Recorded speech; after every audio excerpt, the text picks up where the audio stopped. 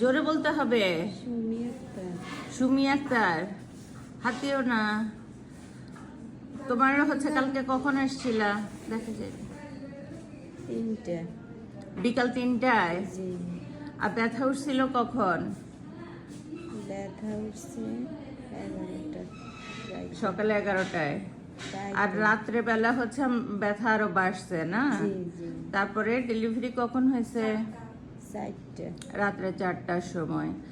তোমার কি একবারের জন্য মনে হয়েছে যে আমি হসপিটালে যাব না, হসপিটালে গেলেই সিজার করবে, এরকম কিছু মনে হয়েছিল? না না। মানে হচ্ছে তোমার বিশ্বাস ছিল যে এখানে গেলে ইনশাল্লাহ নর্মাল ডেলিভারি হবে? জি জি।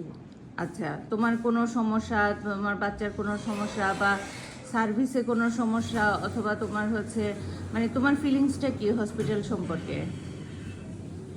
ফিলিংসটা ভালো ছিল, ডাক্তার ভালো ছিল, এই কারণে আইসি।